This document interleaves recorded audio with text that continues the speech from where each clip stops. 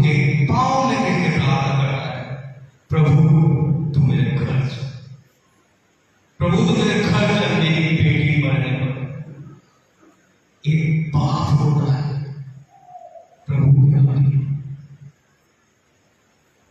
और प्रभु ने कोई भी समय जाया नहीं किया, और वो खड़ा हुआ और वो चल दिया।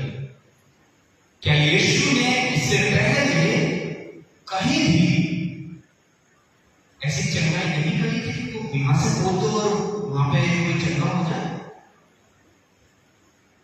हाँ, यीशु ने ऐसी चंगाइयां करी है, लेकिन यीशु चल गए, क्योंकि इस मनुष्य ने क्या बोला कि तू मेरे घर चल। और हर एक चीज पहले से प्लान है, हर एक चीज पहले से प्लान है, हर एक चीज पहले से प्लान है कि परमेश्वर हमारे जीवन में कैसे काम करता है। परमेश्वर का वचन कहता है कि जो विचार मैं तुम्हारे विषय में करता हूं उनको मैं जानता हूं, जो विचार मैं तुम्हारे विषय में कर रहा हूं उनको मैं जानता हूं। हमारे जीवन में जो भी कुछ चल रहा है, चाहे वो दुख हो, सुख हो, रोना हो, हंसना हो, परमेश्वर उसको भली भांति जानता है, और वो हर एक चीज को हमारे समय, अपने समय पर हमारे जीवन में उन्हें है। और प्रभु इसके साथ चल दिया, इसके साथ चल दिया, और वो राह में जा ही रहा था, तभी जिक्र है एक स्त्री का जिसको 12 वर्ष से जो परेशान थी, उसको लहू बहने का रोग था। मैंने अभी क्या कहा, जो विचार मैं तुम्हारे विषय में करता हूं उनको मैं जानता हूं। यीशु चाहता तो वहां से बोल देगा कि तेरी बेटी चंगी हो गई, लेकिन नहीं, यीशु ने उस राह पर जाना सही समझा। उस स्त्री ने पुकारा नहीं, उस स्त्री ने पुकारा है यीशु को नहीं, लेकिन यीशु, उसको हम सबका ध्यान है, उसको हम सबका ध्यान है। परमेश्वर का वचन कहता है, हमें आज्ञा देता है कि आज का दिन जो भगवान ने बनाया है और तुम इसमें क्या रहना, आनंदित रहना। मगर हमारा दिन शुरू होता है परेशानी के साथ, टेंशन के साथ, हम आज्ञा मानने में चूक जाते हैं। पहले आज्ञा परमेश्वर, हम आनंदित होते हैं,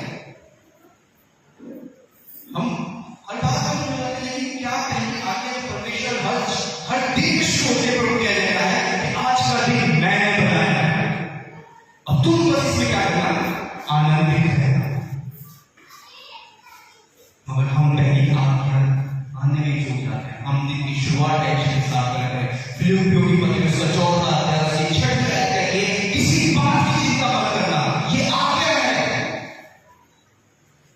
हम अभी भी चिंताओं में डूबे हुए हैं, और यीशु उस राह पर चल दिया, क्योंकि हमें उसको पता है कि हम मनुष्य जाति हैं, हम मनुष्य हैं, हम अपने आप नहीं कर पाएंगे, तो वो खुद ही उस मनुष्य के साथ चल दिया। और अब इस स्त्री के बारे में लिखा है जिसको 12 वर्ष से लहू बहने का रोग था, इसके विषय में लिखा है कि इसने अपना सब कुछ वैद्यों पर व्यय कर दिया। इसकी जो भी जमा पूंजी थी इसने वैद्यों को दे दी, तब भी कोई भी फायदा इसको नहीं मिला, कोई भी आराम इसको नहीं मिला। हम भी अपने जीवन में जब परेशान होते हैं, एक भाई मेरा ये काम करवा देना, एक भाई तू मेरी बात सुन लेना, मेरा बॉस नहीं नहीं सुनता, तू उससे मेरी सिफारिश लगा देना। हम भी इधर उधर भागते हैं, हम भी इधर उधर भागते हैं। और जब इस स्त्री का सब कुछ खत्म हो गया, जब सब कुछ जो कुछ इसके पास था जब खत्म हो गया, जब ये ऐसी स्थिति में आ गई कि इसके पास कुछ भी नहीं था। हमारे जीवन में जब हम ऐसे पल पर आते हैं, बहुत सारी परेशानी ऐसी होती है जब हमें नहीं दिखता कोई भी रास्ता, तो प्रभु का गीत लिखने वाले मनुष्य ने गीत लिखा, और उसकी कुछ लिरिक्स का वो है, राही मसीही तू बढ़ते रहना, अब तेरी मंजिल आने लगी है। राही मसीही तू बढ़ते रहना, अब तेरी मंजिल आने लगी है। दुनिया में बस कर हार न जाना, आवाज मंजिल से आने लगी है। दुनिया से हारो तो हारा न समझो, सचमुच में तेरी यही जीत है। इस स्त्री के साथ क्या हुआ? ये दुनिया में अपना सारा पैसा लगाते बैठे, सारा पैसा, सारी जमा पूंजी ये वैदों को दे चुकी थी और इसके पास कुछ नहीं बचा। और जब इसको पता चला कि यीशु इस राह से गुजर के जाने वाला है, हालेलुया, जब इसको पता चला कि यीशु इस राह से गुजर के जाने वाला है, जब हमको पता चलेगा कि यीशु हमको छूने वाला है, क्या हम तैयार रहेंगे? क्या हम तैयार होंगे? और ये इसकी कंडीशन ऐसी नहीं थी, ये 12 वर्ष से बीमार थी, ये एक आधे दिन से नहीं, 10-12 दिन से नहीं, ये 12 वर्ष से बीमार थी। और अगर कुछ महीने की बीमारी होती है ना, तो शरीर बहुत कमजोर हो जाता है, और ये 12 वर्ष से बीमार थी। लेकिन इसने डिसाइड किया कि मैं आगे बढ़ूंगी, चाहे मैं अपने शरीर को मुझे घसीटना पड़े, मैं आगे बढ़ूंगी। चाहे मैं आज टूटी हुई हूं, लेकिन मैं आगे बढ़ूंगी। चाहे मैं कुचली हुई हूं, लेकिन मैं आगे बढ़ूंगी। चाहे मेरा जॉब अच्छा नहीं चल रहा, लेकिन मैं आगे बढ़ूंगा। चाहे मेरी दुकान अच्छी नहीं चलती, मैं आगे बढ़ूंगा। चाहे मेरी बॉस से नहीं बनती, मैं आगे बढ़ूंगा। चाहे संसार मुझे परेशान करता है, मैं आगे बढ़ूंगा। चाहे लोग मुझे कुछ भी कहते हैं, मैं आगे बढ़ूंगा। और वो देवी आगे बढ़ती रही, लोगों के द्वारा कुछ ही गई, क्योंकि भीड़ उसके ऊपर गिरी जा रही थी, वहां पे भीड़ बहुत सारी थी, और ये स्त्री आगे बढ़ती गई, और ये आगे बढ़ती गई, और इसने उसका कपड़ा छू लिया। इस स्त्री ने उसका कपड़ा छू लिया। और इस पॉइंट पर जो विचार मैं तुम्हारे विषय में करता हूं, उसको मैं जानता हूं। और इस जगह पर आके यीशु रुक गया, और एक अद्भुत बात कहता है कि मुझे किसी ने छुआ है, मुझे किसी ने छुआ है। चेहरे हम कहते हैं, प्रभु तुझको तो भीड़ दी जाती है, तुझ पे भीड़ दी जाती है, तुझे दबा है, तू कैसी बात कर रहा है?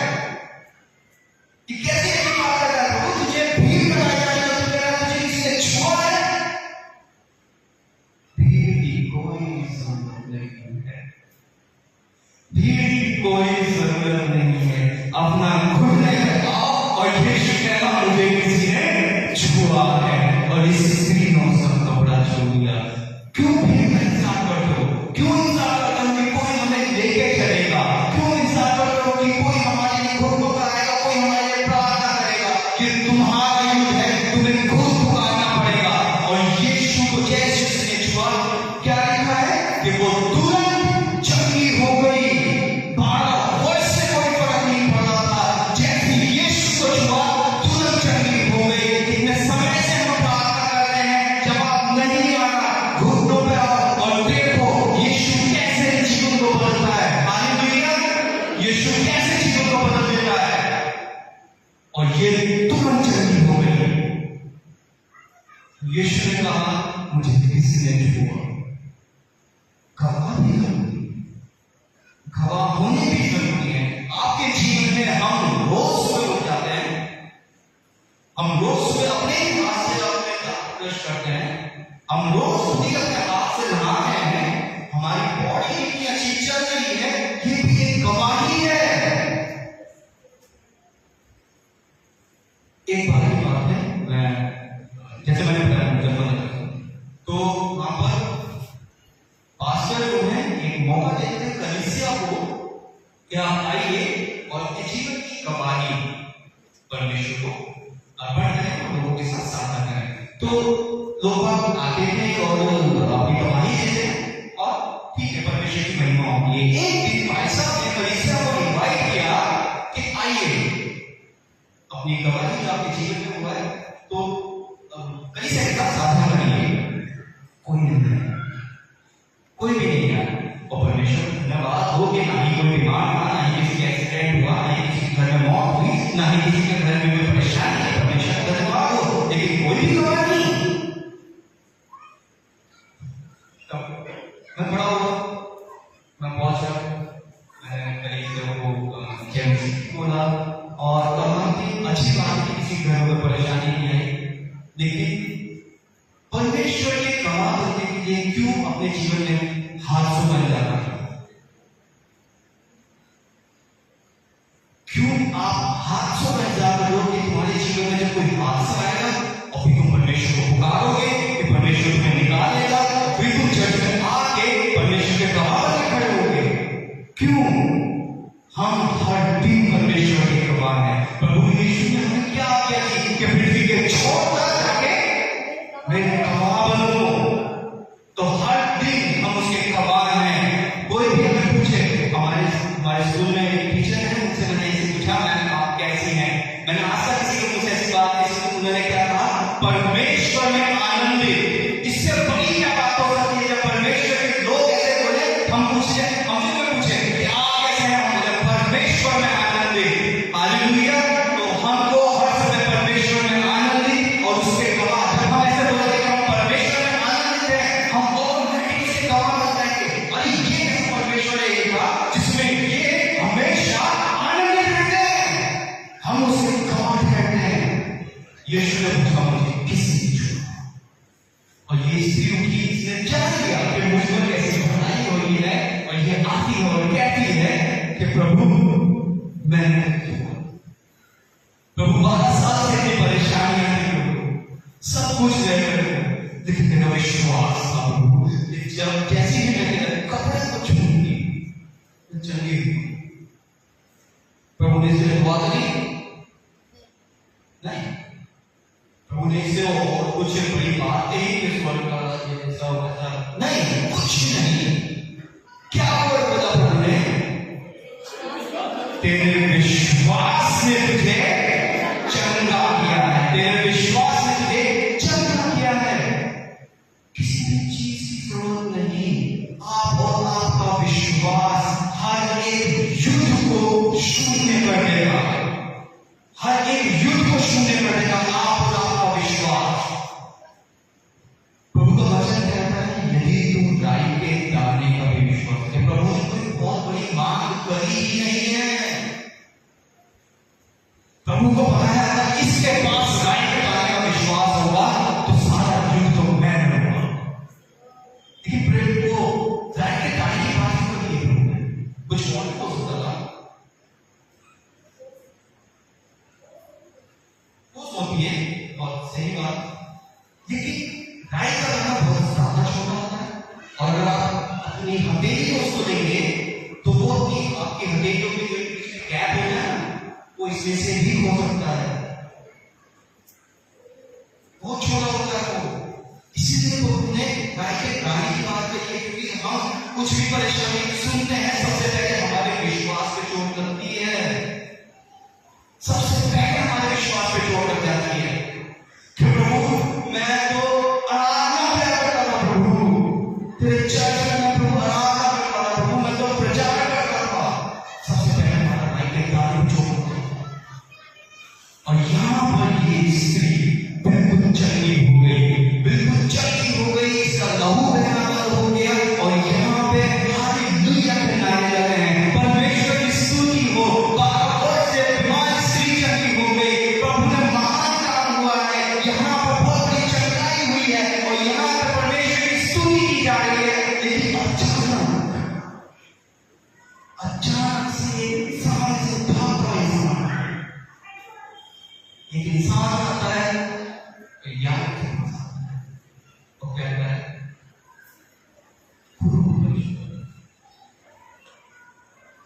गुरु को परेशान मत कर,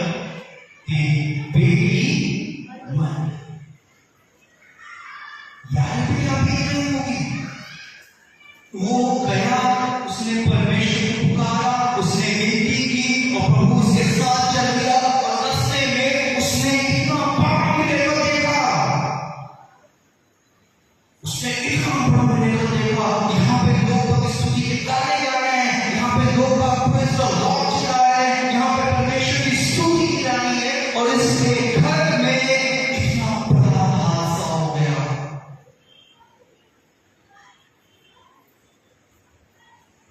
क्या देखा है यार बताया गया है, लेकिन सुना किसने?